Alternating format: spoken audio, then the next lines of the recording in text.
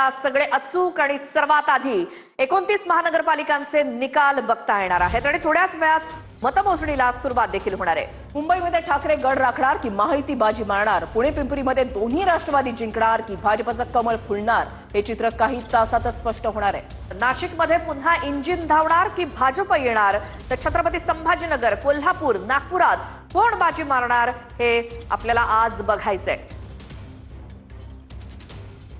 तर 29 महानगरपालिकांचा निकाल आज लागणार आहे आणि काही वेळातच मतमोजणीला सुरुवात होणार आहे। या ठिकाणी वेगवेगळ्या युती आघाडी जे आहे ते पाहायला मिळालेलं आहे।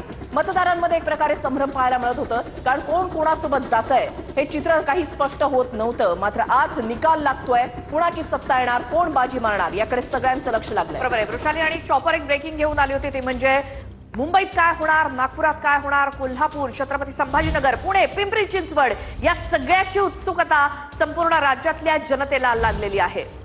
नक्कीच मुंबईमधले अपडेट्स जे आहेत आपण जाणून घेणार आहोत। विनायक डावणू आमचे प्रतिनिधी आमच्या सोबत आहेत, आपण थेट त्यांच्याकडे जाणार आहोत। विनायक, जर आपण पाहिलं तर मुंबईमध्ये 23 ठिकाणी मतमोजणी होणार आहे, कशा पद्धतीने तयारी करण्यात आलेली आहे? काही वेळात कोणाच्या किती जागा बरोबर आहे। 23 ठिकाणी मुंबई महापालिकेच्या वतीनं मतमोजणीची केंद्र जे आहेत ठेवण्यात आलेली आहेत। नेमकी ही नवी प्रक्रिया आता यंदा कशी असणार आहे याची माहिती आपण घेऊया। आपण जर पाहिलं तर सध्या आपण ज्या ठिकाणी ही मतमोजणी सुरू होणार आहे त्या ठिकाणी आपण आहोत। आपण जर पाहिलं तर अशा पद्धतीनं ही सगळी तयारी जी आहे ती मुंबई महापालिकेने केली आपल्याला पाहायला मिळते।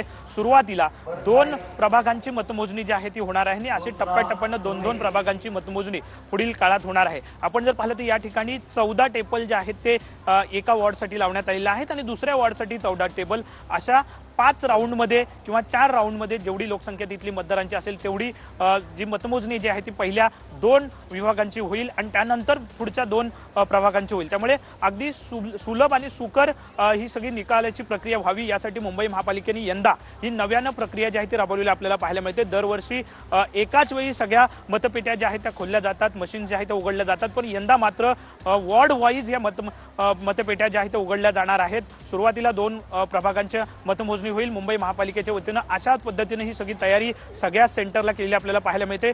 थोडासा विलंब जो आहे तो होऊ शकतो असं मुंबई महापालिकेकडनं सांगण्यात आलेलं आहे, कारण प्रत्येक जो वॉर्ड आहे त्याला जवळजवळ अर्धा ते पाऊण तास किंवा 1 तासाचा कालावधी जो आहे तो जाऊ शकतो। त्यामुळे प्रत्येक वॉर्ड वाईज ही मतमोजणी जी आहे ती केली जाणार आहे। कशा पद्धतीने ही सगळी रचना मुंबई महापालिकेच्या वतीनं या सगळ्या मतमोजणीची केली गेली आहे याची ही दृश्य आपण पाहू शकतो। या ठिकाणी कर्मचारी आता पोहोचलेले आहेत।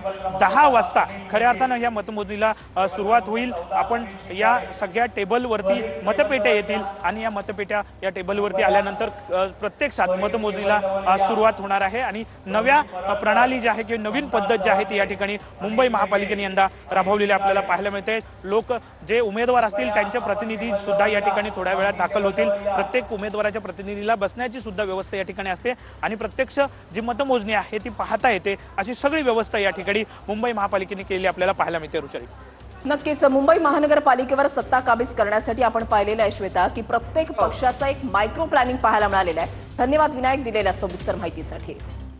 त्यामुळे ही आहे मतमोजणीची सगळी प्रक्रिया आणि त्याचं नियोजन हे मुंबईमधलं कशा पद्धतीनं करण्यात आलेलं आहे हे आपण बघितलं आणि प्रत्येक उमेदवाराच्या प्रतिनिधीला सुद्धा ही सगळी मतमोजणी प्रत्यक्ष पाहायला मिळणार आहे, तिथं उपस्थित राहता येणार आहे।